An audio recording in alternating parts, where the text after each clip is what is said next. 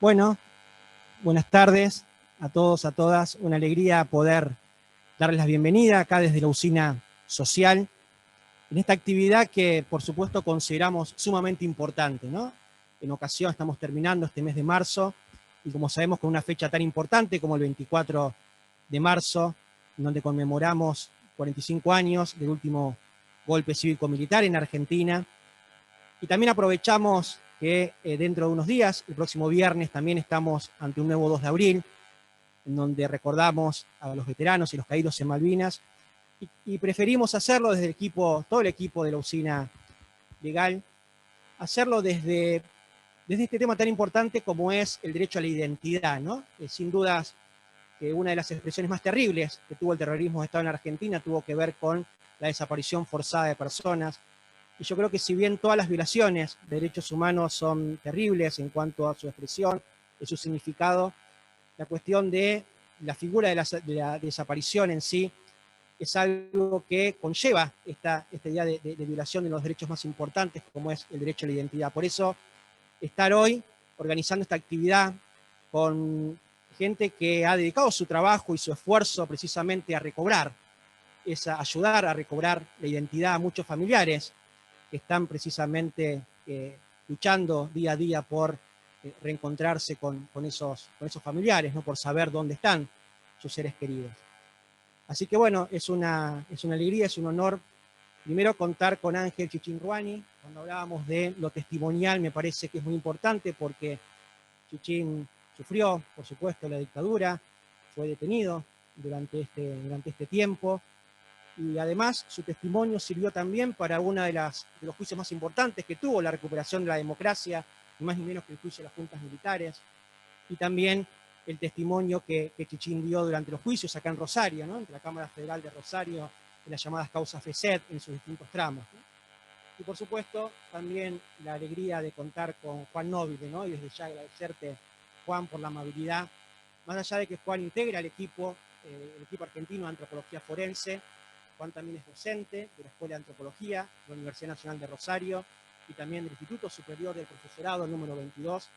Pero bueno, esto de lo testimonial nos parecía muy importante porque Juan nos va a hablar en un ratito sobre la enorme labor, el enorme trabajo de EAF, no solo en la cuestión de la recuperación e identificación de personas desaparecidas acá en Argentina, sino también en la experiencia que el equipo tuvo, principalmente en Malvinas, cuando estuvo trabajando en un trabajo en conjunto con el Comité Internacional de la Cruz Roja, en la identificación de soldados que están enterrados en el cementerio de Darwin en Malvinas.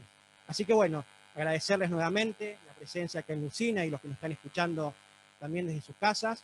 Y bueno, este es un nuevo compromiso que tiene la usina. No podemos hablar de generación de ideas, de proyectos, si no pensamos en la memoria, si no pensamos en la verdad y si no seguimos confiando en la justicia. Así que nuevamente gracias porque vamos a compartir con dos protagonistas testimonios muy importantes sobre esta fecha. Muchas gracias.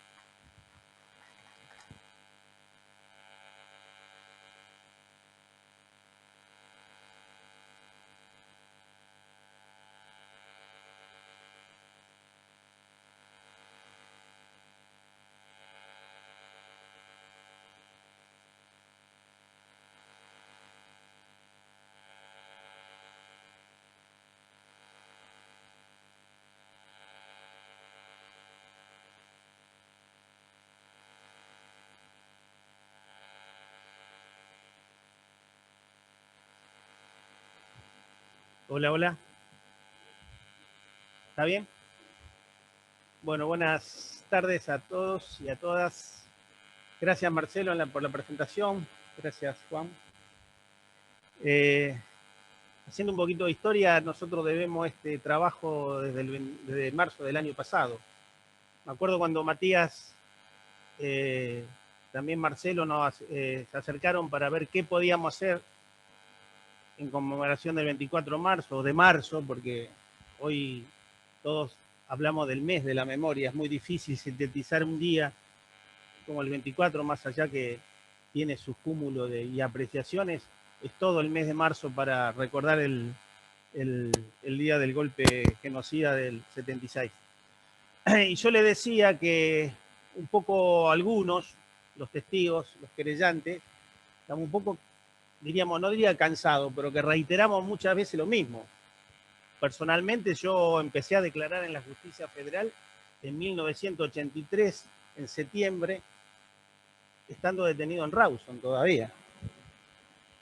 Vendría a ser que del 83 hasta hace 2 años, creo que o 3 fue la última declaración, son muchos años donde uno repite y cosas que le decimos a veces a los jueces federales y el tema de no terminar o no apresurar a terminar que a veces algunas cosas que las vamos perdiendo.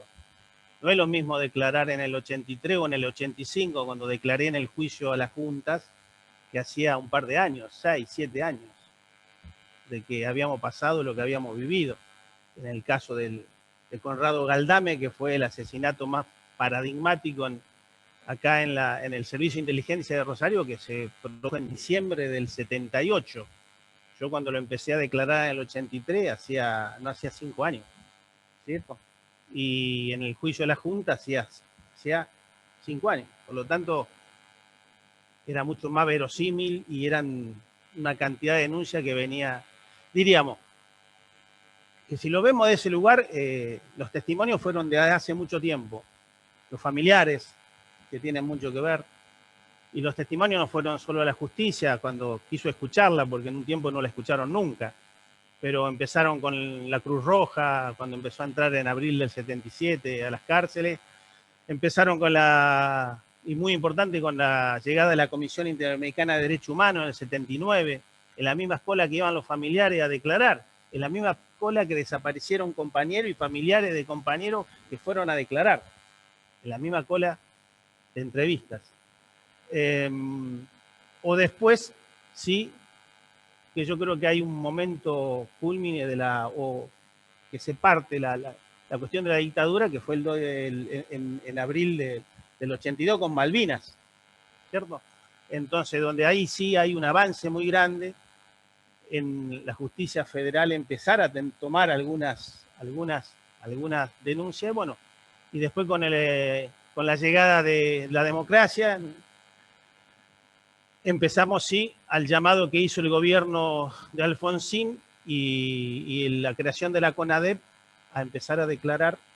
Personalmente yo empecé a declarar, yo le dije en el 83, pero antes de la democracia, varios meses antes, pero ya después del 10 de diciembre empezamos a generar las denuncias de la causa Gesell. Bueno, por eso ya lo sabemos, lo contamos, el tema de los familiares, de las madres, de las abuelas, toda esa historia, pero en ese trajín yo creo que hubo un momento donde a mí me hace un ruido que empecé a escuchar algunas cuestiones del equipo de antropología argentino de antropología forense. Recién le preguntaba a Juan en el café que hicimos antes de encontrarnos acá en la mesa, que me acordaba de las primeras allanamientos a los cementerios por la justicia provincial de Buenos Aires, me decía Juan, en el cementerio de Avellaneda. En el año 85, 84, 85 se empezó a hablar de LEA. Antes, en la Argentina, y yo personalmente, militante del año 72, 7 años y medio preso, yo no había escuchado nunca eso, además no estaba, pero para mí fue un hecho de la nueva historia, de la democracia. Y me parecía que esto había que hacerlo conocer, que no lo conoce todo el mundo.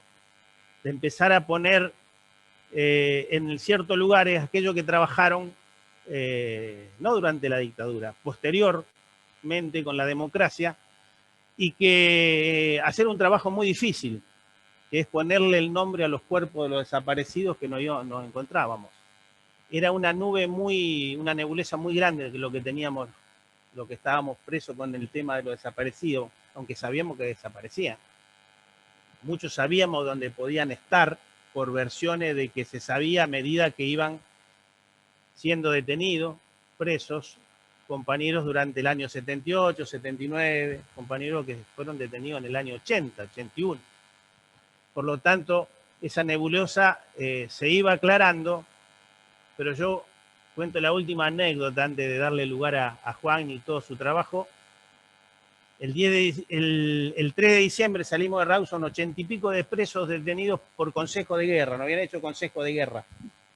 Y bueno, una de las exigencias que hizo Alfonsín es que no haya un detenido por consejo de guerra. Por lo tanto, esa resolución se hace en una reunión entre el último presidente de facto, Viñone, y lo que era la conducción de la multipartidaria en aquel tiempo. A los que no saben, era una mesa que estaban todos los partidos políticos, aunque ya estaba definido quién había ganado la elección, y la multipartidaria actuaba como referente político con respecto del último gobierno militar.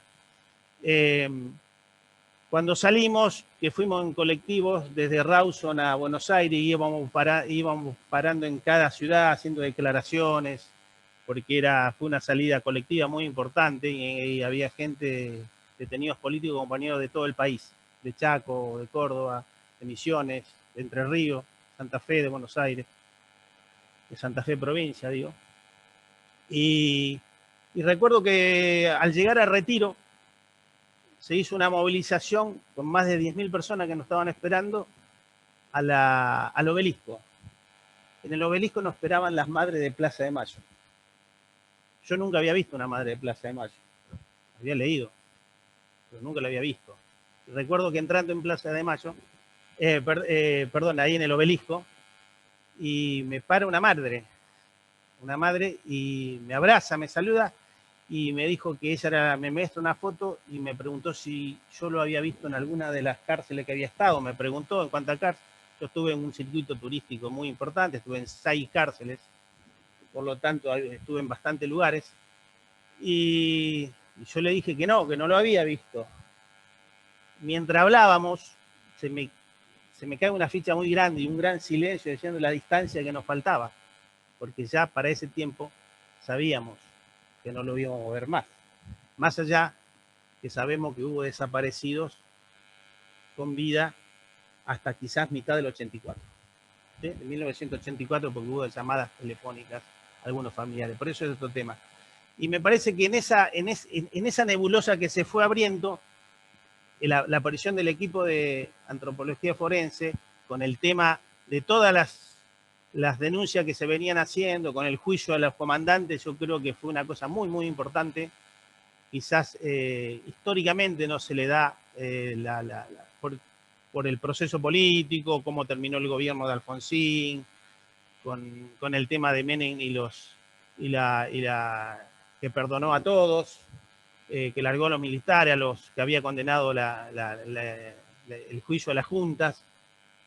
Pero creo que llamar a hacer, llamar a declarar, y ahí en la sala general de los tribunales federales, en 1985 fue un gran trabajo político, un gran trabajo de la Cámara Federal. Para mí los que estuvieron sentados, no sé si algunos le hicieron, pero qué mal la pasaron en esos tiempos los miembros de la Cámara Federal.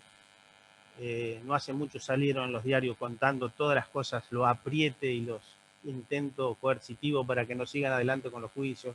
Diríamos, al margen de todo eso, que me parece que fue muy importante, porque era muy fresca la memoria de todo lo que nos había pasado, creo que ahí enlaza con la aparición de LEAF a tratar de despejar esa nebulosa, de ponerle nombres y buscar a los desaparecidos. Creo que es la parte importante de esa etapa que nosotros tenemos que conocer. Lo otro ya es mucho más una historia más vieja, que siempre se recuerda, pero me parece que es lo que más tiene que conocer la gente, y creo que a mí es el tiempo que estuve en la Subsecretaría de Derechos Humanos, en el gobierno del compañero Wiener. Tuve un gran contacto con Juan, empecé a conocerlo, y para mí fue una de las cosas que más, diríamos, y entre comillas, me maravilló de las cosas que pudimos hacer en la democracia, dándole vida, diríamos, y dándole un nombre y apellido a esos cuerpos que estaban enterrados como NN. Nada más, Juan.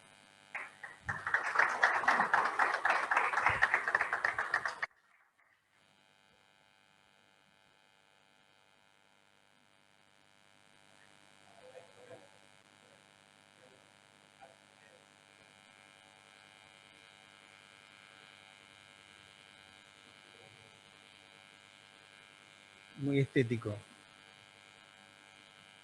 Ahí estamos. Bueno, muchísimas gracias. Buenas tardes a todos, a todas. Gracias por este espacio, Marcelo, Chichín, realmente, bueno, un gusto realmente estar aquí conversando. Y me diste de alguna manera el pie justo, ¿no? Como para seguir. A esta charla le pongo como título, bueno, abrazos pendientes, identificar y restituir como práctica social colectiva, ¿no? Básicamente porque por el hecho fundamental de que la antropología forense no surge en Argentina como una necesidad académica de reforzar nuevos campos, sino que básicamente la antropología forense surge como un proceso colectivo de demanda de un sector de la sociedad, sobre todo madres de Plaza de Mayo, que vienen a hacer la pregunta en el año 1983 si había alguna disciplina que a partir de los restos podía darle nombre y apellido a esos restos. 1983, 1984, imagínense que básicamente la mayor cantidad de escuelas de antropología del país había estado cerrada por la última dictadura cívico-militar y que, bueno, las universidades que quedaban estaban todavía con personal dictatorial. Si bien una democracia recién naciente en principios de 1984, no era, digamos, tan agradable estar y meterse en determinado tipo de ámbitos. Toda la década del 80 fue una década de muchos levantamientos militares, inclusive. En ese sentido, en el país no encuentran una primera respuesta, madres, para eso, pero en el mundo anglosajón la antropología forense se venía desarrollando desde hace tiempo, sobre todo desde la segunda mitad del siglo XX, por el hecho de que habían tenido varios frentes de batallas, habían quedado varios soldados sin identificar, entonces se empiezan a aplicar métodos de la antropología para la identificación a partir de restos esqueletales. Desde ese momento, un grupo de madres viaja a Estados Unidos, se conecta con Clay Snow, un antropólogo forense muy reconocido que tenía la práctica, ¿no es cierto?, de identificar soldados a partir de los restos óseos, viene a la Argentina, hace un par de exhumaciones, logra identificar, logra determinar causas de muerte y empieza a sugerir que en la Argentina debía formarse un equipo local de estudiantes que lo ayudaron, ¿no es cierto?, a comenzar con todo este tipo de prácticas. Con lo cual, básicamente, en 1984 se crea el equipo argentino de antropología forense, en ese momento Luis von der Brieder, Darío Olmos, Mercedes Dodretti, entre tantos otros, que son los que van a formar, ¿no es cierto?, la parte inicial del equipo argentino. Y con ese objetivo, trabajar colectivamente en pos, ¿no es cierto?, de poder identificar. Cuestiones básicas de un enmarque, si se quiere, filosófico de lo que significa la desaparición. Las desapariciones siempre están vinculadas al poder. Son parte y están vinculadas a las estructuras y a las relaciones de poder, tanto en lo que exhiben como en lo que ocultan, están, ¿no es cierto?, representadas en estructuras de poder. El familiar de una persona desaparecida, la principal constante es la no certeza, es la incertidumbre, ¿no es cierto? La incertidumbre es fundamentalmente cuando desaparece el familiar, de no saber qué pasó, no saber de los restos, no tener una verdad. En todas las culturas del mundo, para elaborar el duelo, se requiere de la verdad, saber qué pasó con el cuerpo, tener los restos, y eso permite, ¿no es cierto?, elaborar los duelos. Entonces, fundamentalmente, lo más terrible y lo más traumático de las desapariciones es precisamente la no certeza. Y sostener en el tiempo el estado de desaparecido de una persona siempre está vinculado a procesos del Estado, que por inacción, por negligencia, por no saber realmente qué pasó, o directamente, como en los casos de terrorismo de Estado, por complicidad directa, se organizan y se sostienen en el tiempo, ¿no es cierto?, el estado de desaparición. El terrorismo de Estado, ¿qué impulsó? El terrorismo de Estado impulsó un Estado desaparecedor. Concretamente montó estructuras desaparecedoras, ¿no es cierto?, vinculados, ¿no es cierto?, a todo un proceso que va a implementar fuerte y abiertamente a partir del golpe de Estado, a partir del 24 de marzo de 1926, golpe cívico, eclesiástico, militar. Esa práctica, esa táctica, ¿la inventaron los militares sudamericanos, que toda la región estuvo con golpes de Estado? No, esta práctica ya se empieza a implementar a finales de la década del 60, sobre todo durante toda la década del 60, hay un militar francés llamado Roger Trinquier que escribe un libro que se llama La Guerra Moderna, y él estaba luchando contra la liberación de los argelinos en Argelia, precisamente, ¿no? Y ahí él empieza a establecer los principios básicos donde empieza a sostener la guerra moderna. No van a ser guerras entre ejércitos bien visibles, sino que hay que implementar prácticas y tácticas en las cuales poder detectar al enemigo que va a estar invisibilizado entre la misma población. ¿Qué propone Roger Trinquier? Un control total de la población, un control total del territorio, sistemas de inteligencia y prácticas y lugares que permitan extraer información a los detenidos, centros clandestinos de detención, y decidir el destino final precisamente de esos detenidos con distintas estrategias de desaparición. Con este tipo de principios básicos, ¿no es cierto?, se empiezan a generar lo que llaman las doctrinas de seguridad nacional, y también se empiezan a generar los primeros manuales. Yo muestro algunos también en la serie de diapositivas que van a pasar. En esos manuales son los manuales que van a tomar, ¿no es cierto?, el ejército argentino después de entrenarse en las escuelas de las Américas, que era la escuela que estaba básicamente, sostenía todos estos principios y formaba a los militares latinoamericanos con maestros franceses y norteamericanos para todas estas prácticas. El objetivo de estas prácticas era cómo se montan los centros clandestinos de detención, qué prácticas de tortura pueden llegar a desarrollarse, cómo se montan los sistemas de inteligencia, cómo tener un control total de la población y cómo también controlar la producción de sentido, la circulación y el consumo de sentido de la población. Controlar totalmente los aparatos culturales productores de sentido y que consume la población. ¿Para qué? Fundamentalmente para, ¿no es cierto?, generar una idea de un estado en la cual la persona desaparecida siempre va a estar con un halo de sospecha. Estigmatizarla de alguna manera para que de alguna manera también se justificaran determinado tipo de acciones y quedara siempre en esa incertidumbre, ¿no? No sabemos dónde está, la famosa frase que utilizó Videla, el desaparecido es una entidad, no se sabe bien qué pasó, no sepan dónde, qué sé yo, si se junta con guerrilleros, anda a saber qué lee, ¿no es cierto?, estigmatizando de alguna manera la posibilidad que si no te portabas bien, evidentemente podías, ¿no es cierto?, llegar a desaparecer. Entonces, bueno, ¿qué estrategias implementa la dictadura cívico-militar? Centros clandestinos de detención, donde se secuestraban, se llevaban ahí, se extraía información bajo todo tipo de método y se decidía qué hacer precisamente con esos prisioneros clandestinos. Un pequeño porcentaje era legalizado, como el caso de acá del compañero. Otros porcentajes muy mínimos eran liberados. Ser legalizado significaba pasar a estar preso legal, no significaba nada agradable, ¿no es cierto? O directamente la muerte y la desaparición. Y también, logísticamente, tenían que pensar qué hacemos con los cuerpos que vamos ejecutando. Y eso se implementó desde estrategias pensadas y preparadas por el Estado. A partir de 1976, y ya se venía utilizando desde 1975, desde 1975 ya tenemos centros clandestinos en Tucumán, por ejemplo, ¿no?, muy bien visibilizados, como la Escuela de Comayá.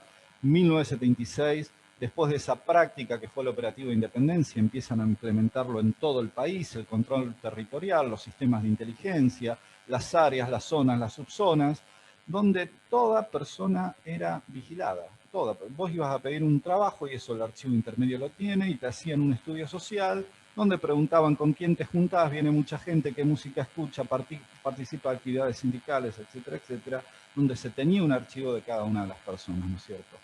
Los centros clandestinos son implementados, materializados, tanto en lugares oficiales como en lugares específicamente montados para centros clandestinos de detención. El ejemplo que podemos dar en lugares oficiales acá, la Jefatura, ¿no es cierto?, el Servicio de Informaciones, un lugar específicamente montado, la Calamita, son los más paradigmáticos acá de nuestra zona. Y después tuvieron que implementar, bueno, ¿qué hacemos con los cuerpos? Durante 1976, una de las principales prácticas que utilizó el terrorismo de Estado fue lo que se llamó simulacro de enfrentamiento. El simulacro de enfrentamiento consistía en que las personas que estaban detenidas eran sacadas a la vía pública, ejecutadas, sus cuerpos quedaban en la vía pública, y a partir de ahí, increíblemente, comenzaba un proceso de burocratización del cuerpo. ¿Qué significa esto? Que mientras estuvieron detenidos estaban clandestinos. Cuando morían, como los cuerpos quedaban en la vía pública, operaba la policía, sacaba fotos, huellas digitales y los jueces iban a una morgue y los jueces ordenaban inhumarlos como NN en los cementerios.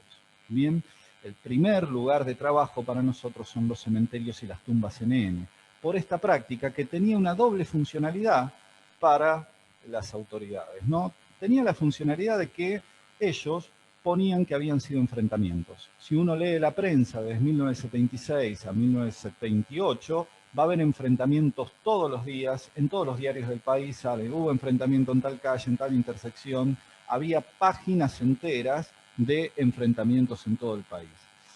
¿Y a qué servía esto?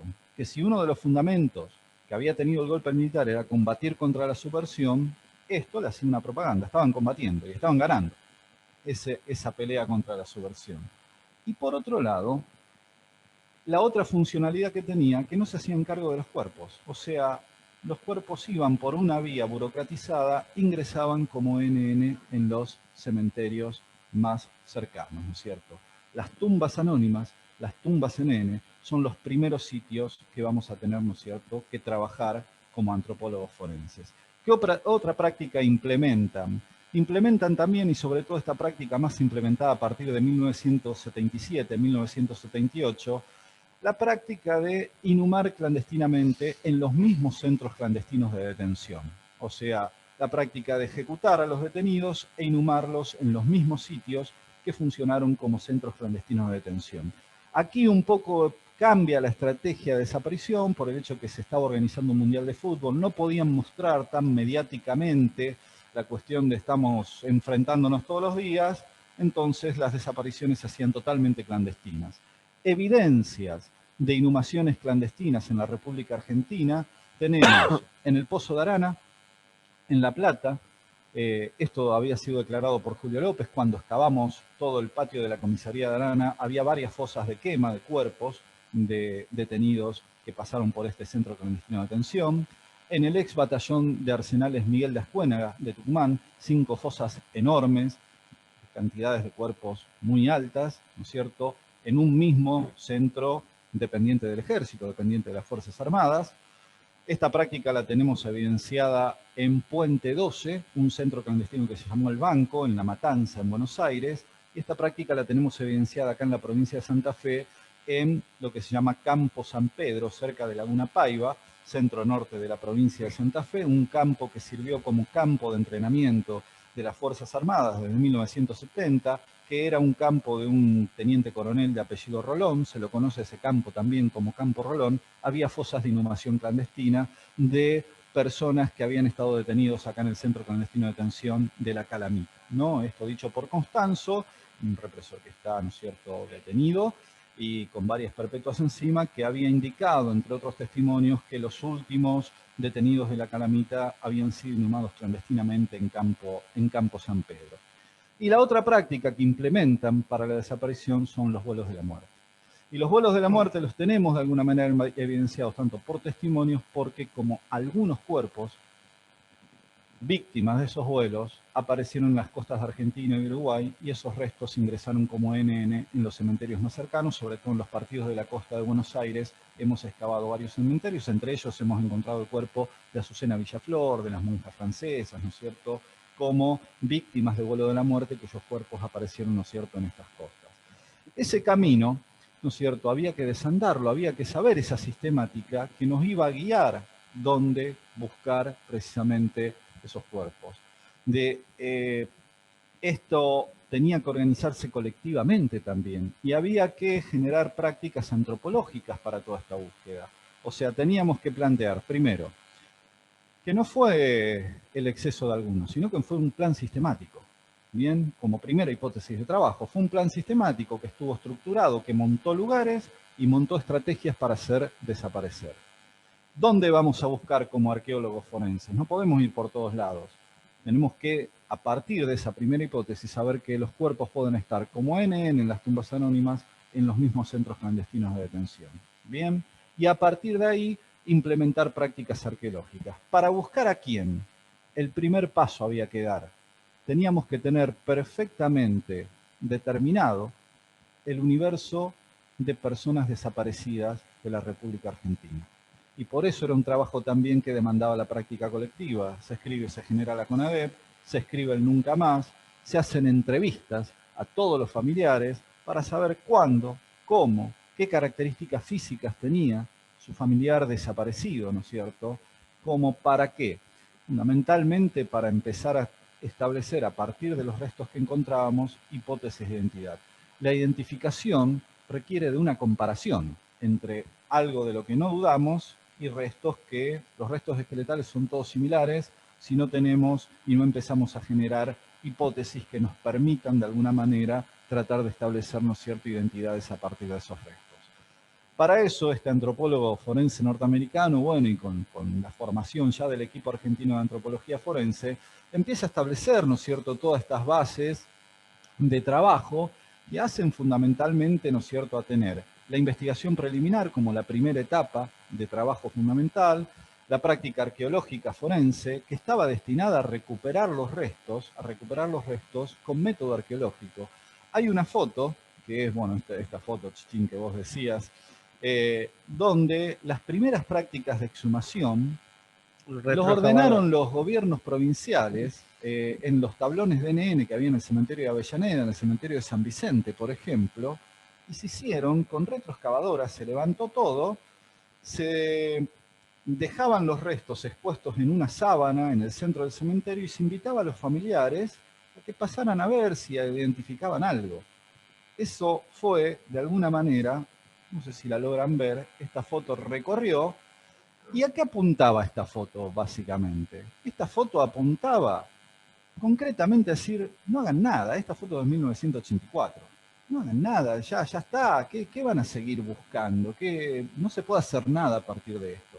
Y eso era lo que había que desestructurar, la idea de que no se podía hacer nada. Entonces, esto llevaba a que, claro, se mezclaron todos los restos, se fragmentaban todos, pasaba el familiar, ¿qué iba a decir? Era increíble. La antropología forense y la arqueología forense básicamente estaban, ¿no es cierto?, generando esta cuestión, esta idea de hacer prácticas de exhumación, de investigación y de excavación que permitiesen la recuperación del cuerpo de todos los materiales que estaban asociados precisamente a los restos óseos y que esos restos fueran llevados debidamente a un laboratorio para que se haga su análisis. Las prácticas de excavación de arqueología forense son prácticas como si fueran las excavaciones de cualquier sitio arqueológico, pero en un contexto temporal, ¿no es cierto?, mucho más reciente. Son prácticas con pinceles, cucharines, cuidadas, se registra absolutamente todo. Y en el contexto que trabajábamos nosotros, en las tumbas anónimas o en las tumbas clandestinas de estos centros clandestinos de detención, nuestro contexto de hallazgo, lo que le llamamos contexto de hallazgo, correspondía básicamente a esqueletos de chicos jóvenes con muerte violenta. Encontrábamos los restos esqueletales y los proyectiles de armas de fuego, ¿no es cierto?, en ese tipo de contexto. Bien, van a un laboratorio. ¿Qué generó la antropología en todos sus años de desarrollo, desde fines del siglo XIX, principios del siglo XX? Generó, ¿no es cierto?, tablas, medidas, ecuaciones desde los restos esqueletales que permiten ¿qué cosa? Primero, desde los restos esqueletales se puede determinar si esos restos corresponden a un hombre o a una mujer. Se determina el sexo. ¿Bien? ¿Qué más se puede saber a partir de un resto esqueletal? Se puede estimar la edad que tenía al momento de morir esos restos. ¿Qué otra cosa? Se puede estimar la estatura. La estatura, si medía entre 1,75 m y 1,80 m. Digo estimaciones de edad y estimaciones de estatura porque no es exacto. Siempre dejamos un rango de 4 o 5 años o de 5 a 10 centímetros posibles, ¿no es cierto?, que entren de esos rangos. ¿Qué otra cosa se podía determinar a partir de los restos óseos? Si había tenido alguna fractura de joven, si le habían cambiado una muela, si tenía determinado tipo de prótesis. Y eso lo empezábamos a relacionar con la información que nos daban los familiares. Bien, si tuvo mi hijo, vos sabés que a los 10 años se fracturó el brazo derecho jugando a la pelota. Y eso en los restos óseos se ve. Eso es lo que empieza, ¿no es cierto?, a dialogar entre esos restos que estamos encontrando, ese universo del cual, si no tenemos hipótesis, es todo igual, y el universo del cual no dubitamos, que es toda la información que nos generaron los familiares. Se pueden establecer hasta incluso de los restos óseos actividades deportivas, si tiene más desarrollado una parte que otra, o sea, si posiblemente ese desarrollo puede corresponder a algún tipo de actividad deportiva. Esto sirvió, por ejemplo, en casos de determinar como hipótesis de que podían llegar hasta jugar al rugby a partir de algunos restos, ¿no es cierto? Entonces, toda esa información, si está ordenada, si está trabajada científicamente desde la excavación, desde la información preliminar, la excavación, el laboratorio, nos permite generar una hipótesis. Ejemplo, si nos dicen a nosotros, mi hijo desaparece el 20 de julio de tal lado, tenía 25 años y desaparece con 2 compañeros más, que tenía uno 23 y otro 24. Vamos al cementerio y tenemos un ingreso de 3 NN, ¿no es cierto?, el mismo día, al poco tiempo de que esta persona nos informa esas desapariciones, excavamos esos restos y corresponden a individuos adultos de entre 23 y 25 años, con las características que nos dijo el familiar, vamos a ir poder generando hipótesis de identidad. ¿Cómo se corrobora hoy por hoy la identidad? La identidad se corrobora fundamentalmente a partir de análisis genéticos. ¿Qué se empezó a hacer a partir del año 2000? Conformar no solo la información que nos generó la CONADEP, sino también conformar un banco genético de familiares de personas desaparecidas, víctimas del terrorismo de Estado, que se amplió muchísimo con lo que se implementó en el año 2008, que se llama Iniciativa Latinoamericana para la Identificación de Personas Desaparecidas. Un banco genético, dejan una gota de sangre, un pinchazo en el dedo, una gota de sangre, sale un código genético de ese familiar. Cuando encontramos los restos, cortamos un fragmento muy pequeño de resto óseo, lo mandamos a analizar, se saca un código genético de esos restos óseos, se comparan y si da positivo, podemos decir que estamos ante una identificación. Y cuando identificamos, ¿qué es lo que estamos generando? Nuestro primer fundamento laboral, que es un principio humanístico. Entregarle los restos al familiar para que empiece a elaborar ese duelo, para que empiece, ¿no es cierto?, a elaborar todo lo que tiene que ver con la asunción de la muerte, la verdad sobre ese familiar. Y le pongo abrazos pendientes a la charla, porque la actitud corporal del familiar cuando uno le entrega la urna identificado es el abrazo. Ese abrazo que quizás ahora, 45 años de ese golpe, quedó pendiente cuando se fue ese familiar. Bien, es poder darle la posibilidad de concretar el abrazo. Y este es el trabajo fundamental humanitario. Identificar, restituir para poder elaborar la muerte. Porque el familiar de desaparecido también es víctima de desaparición, los familiares, porque se hace un paréntesis en su vida a partir de que desaparece también el familiar. Bien. Entonces, bueno, damos esas posibilidades, ¿no es cierto? Y es la cuestión humanitaria fundamental. ¿Y por qué digo que es la fundamental? Porque a lo largo de la historia democrática pasamos por distintos procesos vinculados a lo judicial. Tuvimos el juicio a la Junta, donde declara este perito, Clay Snow, ¿no es cierto?, identifica y él dice, no fueron enfrentamientos, fueron ejecuciones, no fueron excesos, fue un plan sistemático, ¿bien? Pero después, con las derogaciones, con la implementación de las leyes de obediencia a vida, punto final, nosotros seguíamos haciendo el trabajo, pero no con implicancias judiciales, trabajábamos bajo una figura de averiguación de la verdad histórica. Podíamos hacer las exhumaciones, identificar, restituir, pero esto no tenía ningún tipo de implicancia en los juicios por delitos de lesa humanidad, ¿no es cierto? A partir de la derogación de las leyes de obediencia a vida y punto final, no solo hacemos el trabajo humanitario, sino que hacemos el trabajo vinculado a la justicia, fundamentalmente. O sea, identificamos, restituimos y vamos a declarar a la justicia con principios científicos de la antropología. Tal cuerpo se encontró en tal lado, corresponde a un individuo de tal edad, tal sexo, tiene tantos impactos de proyectiles de armas de fuego, de corta distancia, de atrás hacia adelante, de arriba hacia abajo, ¿no es cierto? Y, bueno, son se pudo identificar de acuerdo a este criterio de principios genéticos. Y eso es lo que decimos en los juicios, lo que informamos a la justicia, que nos permite tensionar un discurso que generalmente los defensores de los represores decían, no, bueno, fue un exceso, fueron enfrentamientos. Desde el punto de vista científico tensionamos ese discurso con no fueron enfrentamientos, fueron ejecuciones y fue sistemática, y hay, ¿no es cierto?, reiterados casos que corresponden a este tipo de principios sistemáticos de un plan implementado, ¿no es cierto?, desde el poder. Bien. O sea, esa es la práctica que desarrolla la antropología forense, producto de toda esta demanda colectiva, ¿no es cierto?, con todas este tipo de técnicas que pudimos desarrollar a partir de la antropología. ¿Dónde nos insertamos también? En otro, cuando hablamos y mencionaron, ¿no es cierto?, y está cerca la fecha, Malvinas.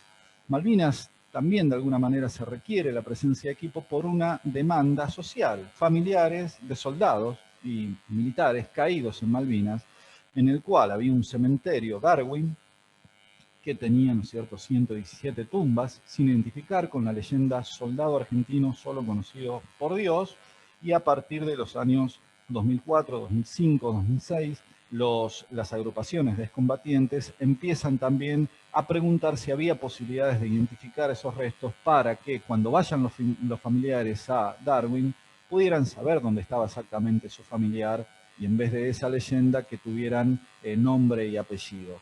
Con lo cual, ¿no es cierto?, es con todos los principios que fuimos aprendiendo de trabajar con víctimas del terrorismo de Estado, fueron los mismos principios que se aplicaron para identificar las tumbas en el cementerio de Darwin. El proceso de Darwin tiene que ver con que después de cada combate se hacían fosas comunes. Cuando termina el conflicto, un capitán británico, Geoffrey Cardoso, lo que hace es organizar el cementerio de Darwin, disponiendo, ¿no es cierto?, ordenadamente estas tumbas, y con él se pudo ir organizando las tomas de muestra de los restos inhumados en el cementerio para compararlas con lo que previamente se había realizado, que era un banco genético de familiares de soldados caídos en Malvinas. Entonces, bueno, también fue otra de las prácticas humanitarias entrecruzada por la Cruz Roja, que fue fundamental para los familiares, en el sentido de que, bueno, que ahora van al cementerio, en los momentos que se puede ir al cementerio de Darwin, y esa leyenda, soldado argentino solo conocido por Dios, está cambiada por el nombre y apellido del soldado o el grado jerárquico militar que haya tenido, ¿no es cierto?, esa víctima del conflicto.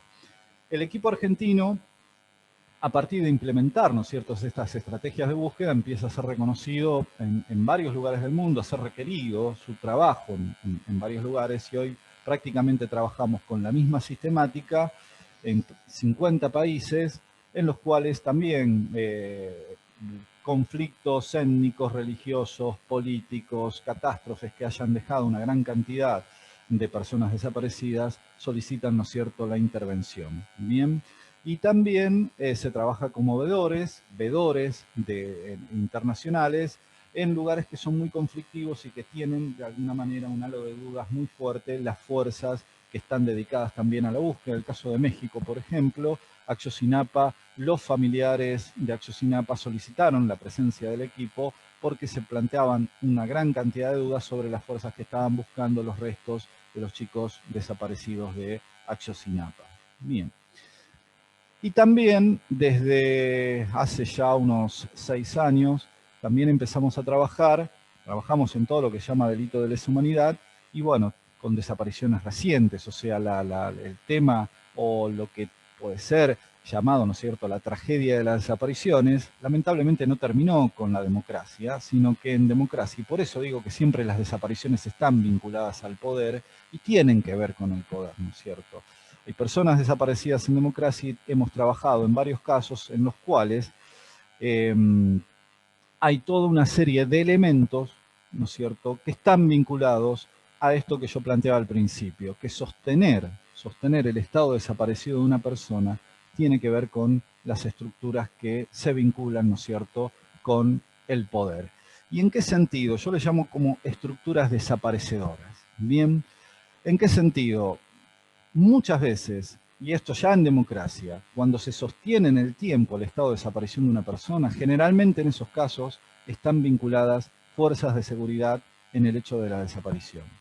Segundo caso, si no, están, lo que se nota muchas veces, son procesos de inacción por parte del Estado por presumir determinado tipo y poner en duda determinado tipo, estigmatizar a las víctimas de desaparición, lo que implica justificar muchas veces la inacción del Estado. Me ha tocado trabajar en casos como el de Luciano Arruga, por ejemplo, Daniel Solano, Paula Perazzi. Luciano Arruga, un chico joven, pobre, bien, que se lo estigmatizaba que robaba. Cuando va la persona a denunciarlo, familia va a denunciar la desaparición, ¿qué es lo que le decía a la policía? Increíblemente se utilizaban hasta los mismos discursos que utilizaban los milicos. Ya va a aparecer, señora, debe estar con su bandita, vaya a saber qué cosa. Tiene que tener más cuidado y saber dónde está su hijo. Usted lo tiene que cuidar. Ya va a aparecer, y eso generaba una inacción en la cual Luciano estuvo 4 años desaparecido por inacción del Estado. Estaba inhumado como NN en el cementerio de la Chacarita en Buenos Aires. Nadie se puso a buscar huellas digitales, nadie se puso a investigar si había ingresos de jóvenes NN que pudieran corresponder con las características físicas de Luciano, y toda esa inacción generó precisamente por eso, sostener ese Estado desaparecido tiene que ver con estos poderes del Estado. Tiene que ver con esas estructuraciones. Por complicidad o por inacción, hoy en el año 2021 no te puede desaparecer nadie con los medios tecnológicos que hay. Si se sostiene el Estado desaparecido, es por inacción o por complicidad directamente. Y estas complicidades muchas veces se forjan hasta de cuestiones culturales inconscientes. Cuando el padre de Paula Perazzi va y le dice a un juez de la provincia, mi hija desapareció, ¿qué le dice el juez? Tu hija, convengamos, Perazzi, que es medio atorranta. Se fue con un machito seguramente y ya va a aparecer textuales palabras expresa un juez. Ese estado de ese estado de que ya va a aparecer lo sostuvieron, este año se van a cumplir 10 años de inacción muchas veces, ¿no es cierto?, de estos primeros momentos en donde se tiene que actuar el Estado. Increíblemente, se toman o se tratan de poner, ¿no es cierto?, estigmatizaciones sobre las víctimas para justificar también ese tipo de inacciones. Bien. ¿En qué otros casos se está trabajando el equipo argentino de antropología forense? Estamos trabajando y se han abordado también casos de tragedias y masacres históricas con pueblos originarios. A partir del año 2019 se empezó a trabajar en lo que se denomina la masacre de Napalpí, que es la masacre sobre un pueblo indígena en el año 1929, ¿no es cierto?, sobre una comunidad en el Chaco, cercano a Quitinipe, una comunidad com, en la cual fue básicamente lo que se llamaba en ese momento Chaco era territorio nacional, había una policía nacional que intervenía ahí, ¿no es cierto?, comete una masacre en Napalpí, y básicamente también una de las estrategias que se utiliza fue que al otro día se publica, después de la masacre, que la policía había reprimido un intento de Malón. Fíjense cómo históricamente estos fueron enfrentamientos, no, fue un enfrentamiento, el pueblo indígena quiso levantarse, reprimimos y bueno, tuvimos que reprimir y murió mucha gente. Pero también en estos casos se denotan también determinado tipo de estructuras estigmatizantes porque para declarar delito de lesa humanidad a Napalpí tardaron prácticamente unos 6-7 años de discusión judicial a ver si era delito de lesa humanidad. Se toma delito de lesa humanidad cuando alguna estructura del Estado interviene en la ejecución y en la desaparición. Pero como eran pueblos originarios, era como que la cuestión, bueno, vamos a dudar un poco, ¿no es cierto?, también de estas cuestiones. Por lo tanto, digamos, y para cerrar, que básicamente, ¿no es cierto?, voy a tomar frases, bueno, Juan José Saer, que decía que, bueno, un escritor santafesino, cerca de mi pueblo, de Cerodino, era originario Juan José Saer, escribe un libro que se llama El río sin orillas y dice, bueno, la violencia prácticamente es una constante desde la fundación del Estado-Nación argentino. Dice él, en algunos momentos se desmadra, en algunos momentos son épocas de oro de la violencia. Y él toma básicamente la última dictadura cívico-eclesiástica militar como esa época de oro, de la violencia atroz, la violencia extrema, de un Estado terrible, ¿no es cierto?, que generó todo tipo de barbaridades ya muy conocidas por todos nosotros, ¿no? Ahora, esa violencia a veces también permanecen algunos elementos de esa violencia extrema, que fue la última dictadura cívico-eclesiástica militar, a veces, ¿no es cierto?, también se expresan mínimamente como algunas secuelas de eso, ¿no? Algunas secuelas. Por lo tanto, considero que estos espacios, la memoria es un campo de tensión permanente, debe ser construido cotidianamente, debe ser construida también el hecho de la interrelación, la tolerancia. Bien, yo creía al año 2021 que determinados discursos ya habían sido superados, ¿no? Como poner en duda los 30.000 desaparecidos. Pensé también que la teoría de los dos demonios ya había sido superada y bueno, nos encontramos que no. Pero con esto, ¿a qué voy? Que tampoco tenemos que ser firmes en nuestras convicciones, pero siempre dar el lugar a la discusión y discutir, ¿no es cierto?, en muchos casos desde la humildad también, para poder confrontar y poder, ¿no es cierto?, generar una sociedad que a futuro, ¿no es cierto?, pueda construir cimientos en los cuales realmente podamos describir un real nunca más.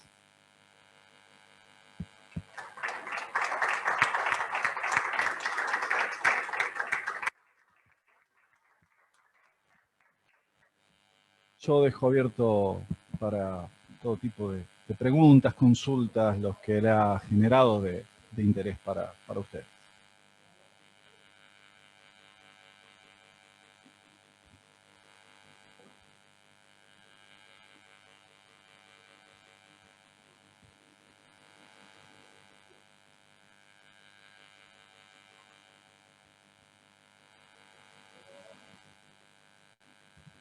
Bueno, vamos a abrir un espacio para aquellos que lo deseen puedan efectuar sus consultas a los invitados del día. No sé si alguien quiere tomar la palabra. ¿Hay consultas?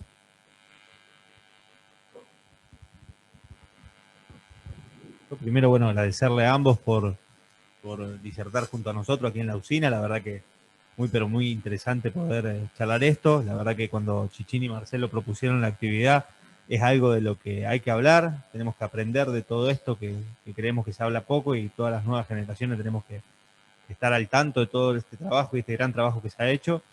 Y cosas importantes como los testimonios que se han dado en los diferentes juicios han derivado en poder trabajar a través del equipo de antropología, y que su trabajo estuvo atado en muchos casos a esos testimonios de muchas personas que han valientemente hablado en todos estos juicios. Creo que eso es muy importante, y cómo uno con otros se vinculan y casi han trabajado de manera permanente sin saberlo, porque gracias a esos testimonios que se dieron por ahí en el 85 y que tardaron años en poder asociar un olfato, un gusto, un sonido, identificar un lugar posterior, luego se pudo demarcar la zona e intervenir con este gran trabajo. Así que bueno, eso decirlo me parece muy, muy importante.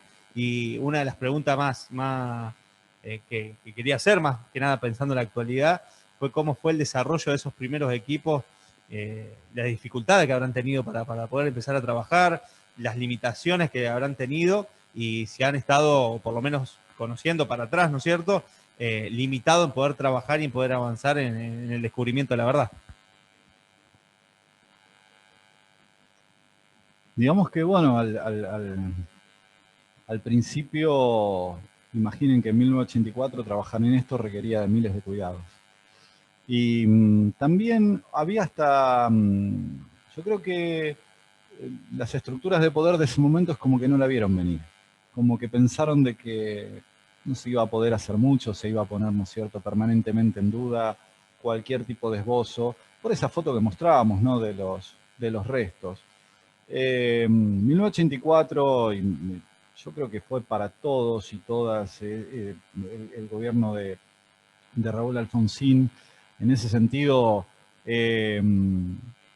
haber recuperado esa democracia, fue un proceso muy duro y muy endeble. También en términos de que no estaban todavía muy fuertes los cimientos y había como hasta un pensamiento colectivo que decía, bueno, pasarán 2 o 3 años y vuelven nuevamente, ¿no? Y hubo muchos levantamientos que así indicaron, que terminaron, por ejemplo, y eso es una expresión de poder concretamente, en la leyes de la obediencia civil, punto final, nada más y nada menos. Entonces, bueno, trabajar en esos momentos eran limitados, el trabajo que se podía realizar, y también limitado hasta incluso por todo el hecho de que estos trabajos empezaban a requerir aprendizaje y un permanente vincularse con los familiares, permanentemente. Por eso, no solo este conocimiento, todos los conocimientos son colectivos, todo se genera colectivamente. Esto no fue exclusivamente un trabajo científico, sino que fue fundamental el aporte central de los colectivos de familiares desaparecidos, de personas que estuvieron en centros clandestinos de detención, toda la información que se empieza a brindar y a generar, son los que permiten, ¿no es cierto?, todos estos procesos. Los primeros tiempos sí, fueron mucho más difíciles para los fundadores y para todos, no tanto por las limitaciones técnicas que había en ese momento, como también por los cuidados que había que tener en cuanto a la seguridad personal de quienes realizaban estos trabajos. Así que bueno. ¿Puedo agregar algo? Sí. La valentía. No es lo mismo hacerlo ahora que en el año 84-85. Yo te lo decía eso. No es lo mismo declarar ahora, más allá que cuando aparecen nuevos testimonios, nuevos, me parece, está bueno, pero no era fácil declarar. Vos acordate que en el 84, las primeras denuncias en la justicia provincial, porque eso también hay que decirlo, nosotros armamos la causa FESED en la justicia provincial, ¿sí? Sí. Después, en la gran causa FESED se arma en la justicia federal. En julio del 84 se robaron casi todas las denuncias. Se las robaron, sí, de tribunales. Entraron una noche y se robaron todo, ¿cierto? Entonces, diríamos que era muy difícil. Nosotros, bueno, se robaron esa denuncia, pero nosotros declarábamos en 3 lugares diferentes. Declarábamos, por eso esto de la reiteración de las declaraciones. Declarábamos en los organismos de derechos humanos primero, sí, en la asamblea permanente, sí, y también se declaraba en familiares, y después se declaraba en la justicia. Se robaron de la justicia, pero después, y además con la CONADEP ya se enviaban los organismos de la misma denuncia que habíamos hecho en la calle Corriente, claro, en la asamblea, iba directamente a CONADEP. Por lo tanto, pero sí se robaron tribunales, y además, acuérdense que el movimiento Cara Pintada empieza a levantarse más allá de la cuestión de que se venía, es posteriormente del juicio de la Junta, ¿cierto? Sí. Y es con la llamada de detención de un capitán del ejército en Córdoba, sí, no me acuerdo el nombre, ¿cierto? Sí, sí, que era levantado como bandera, que se dejen de citar sobre todo a los militares de rangos menores, ¿no? Sí, obediencia de vida. Obediencia de vida. Sí, estaba la ley de concatenación de mandos, que eso se negoció con la multipartidaria, claro, acordate. Eso fue una de las primeras leyes que saca el Parlamento argentino también, en la democracia, ¿no?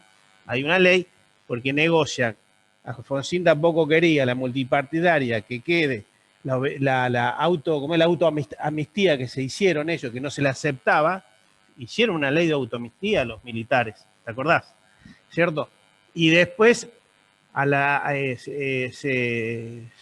no se sancionó esa ley, o la anularon, creo, la sancionaron, pero la multipartidaria le exigió antes de la asunción de Alfonsín que la levante, pero se negoció la ley de concatenación de mandos, que diríamos, yo declaré por una causa de Conrado Galdame.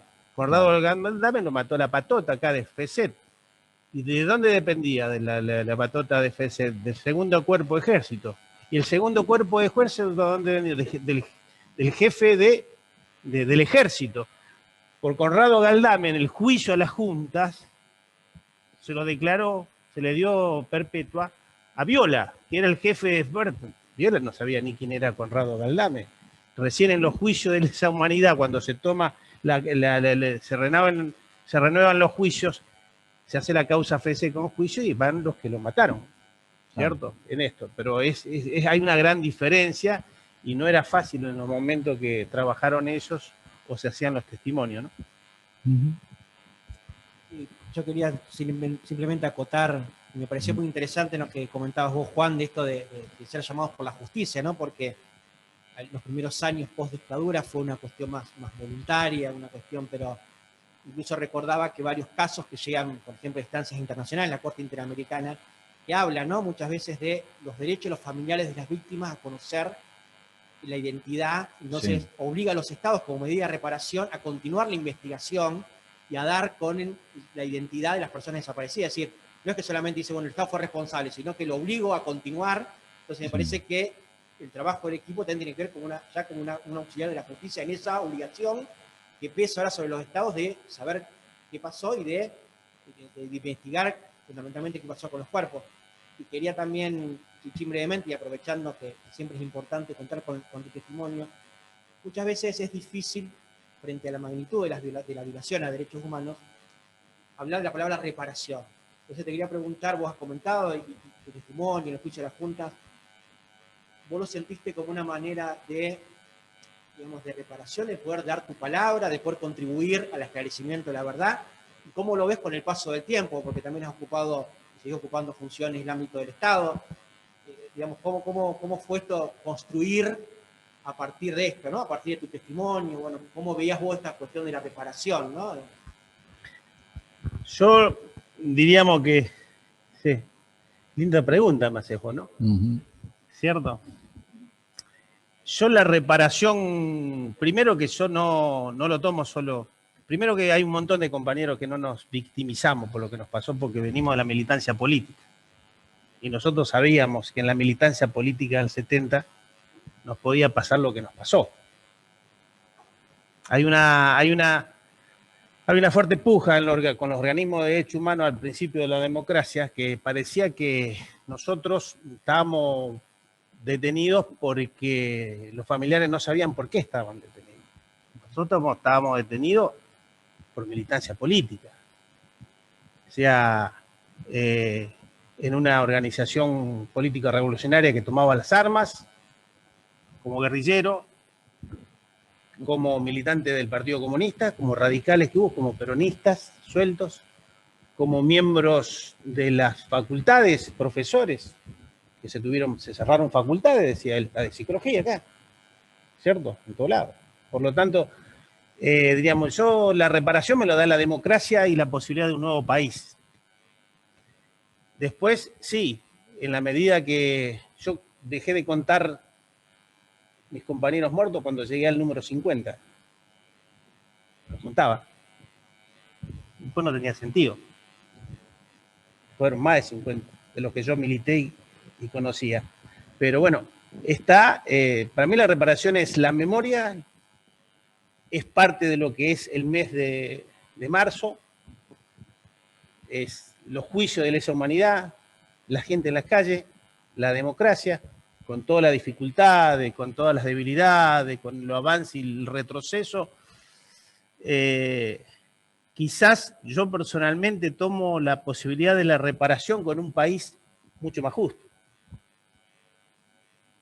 En el 70 teníamos el 8% de la pobreza, hoy tenemos el 50%. Yo no tengo reparación con eso. ¿Sí? Y digo que hay que seguir luchando por todos los compañeros que nos acompañaron en aquella época, por otro país diferente. Creo que me puedo equivocar, creo que la desocupación rondaba el 3% en la Argentina. Búsquenlo, pero alguien lo debe tener. Eran palabras que casi no conocíamos. La indigencia. No se hablaba de indigencia en Argentina. Búsquenlo porque no hay número de indigentes, no hay porcentaje de aquella época, o era muy mínimo. Por lo tanto, yo siento la reparación en la política. Siempre milité. Por lo tanto, las posibilidades de pensar, de accionar políticamente y de crear un país diferente y mucho más justo. ¿Cierto? Lo otro creo que sí, pero no me alcanza tampoco lo otro. ¿Sí? Porque los que quedaron en el camino, esto que le está poniendo el nombre y el apellido, no peleaban por cualquier cosa, sino por un país diferente. Entonces yo creo que yo lo veo desde ahí. No sé si te alcanza, pero es...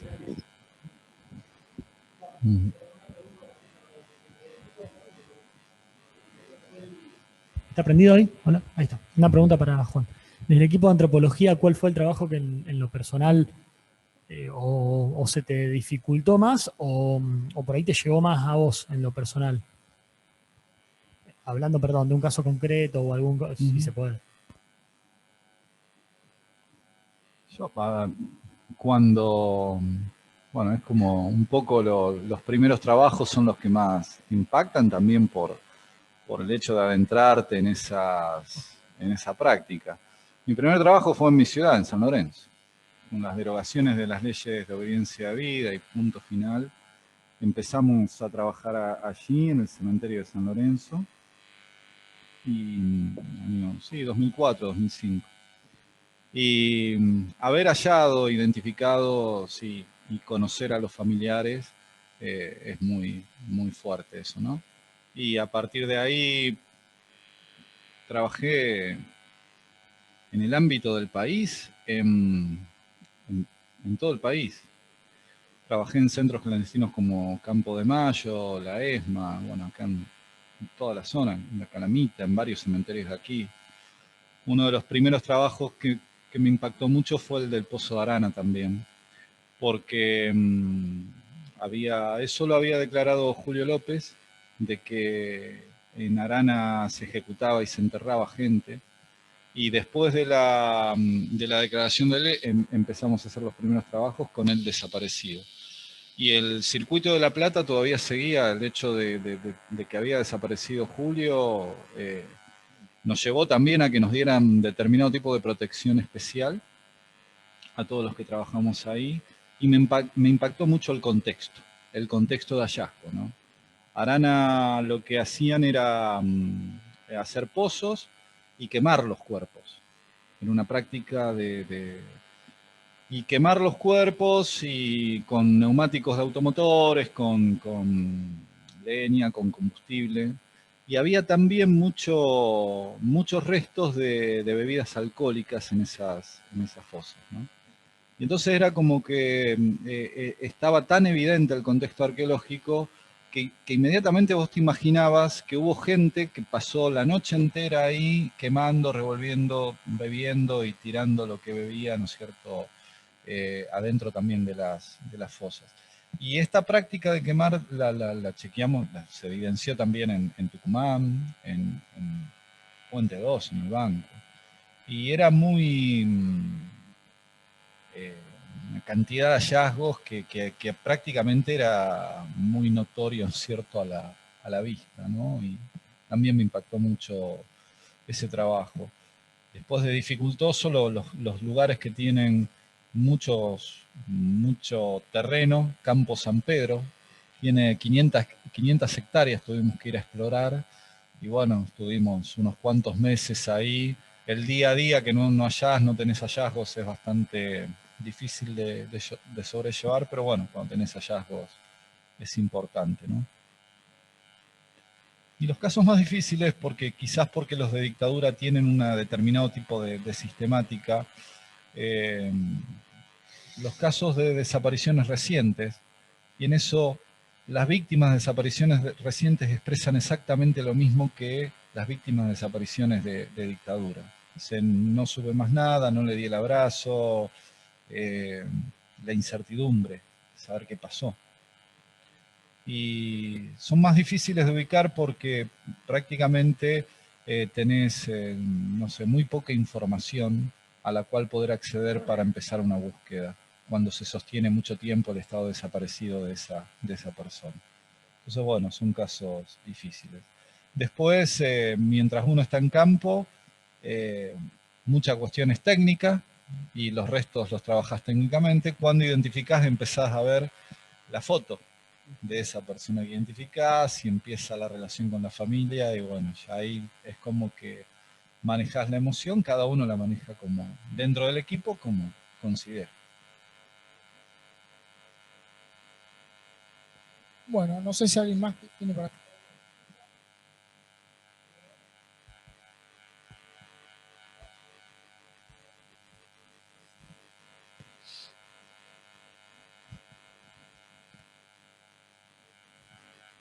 Bueno, no viendo más consultas, damos por finalizada la... A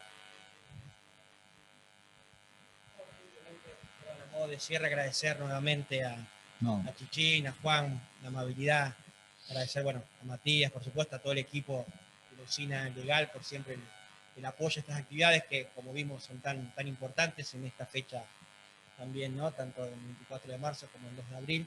Y bueno, invitarlas a seguir participando en las actividades de la usina, a poder conocer en las distintas redes sociales, ¿no? Las charlas, las capacitaciones, así que bueno, no queríamos entonces dejar de tener en cuenta y organizar esta actividad, repito, en esta fecha tan importante. Así que bueno, agradecerles la participación, la asistencia, a las personas que también que nos estuvieron escuchando desde sus casas. Y bueno, nuevamente, muchas gracias y muy buenas tardes.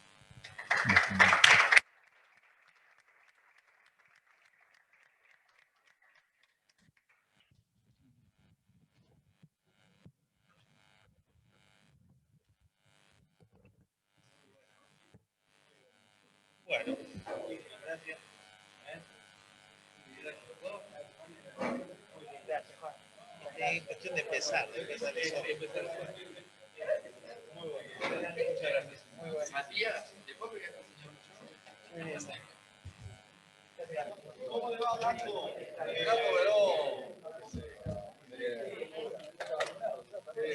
Re vacunado.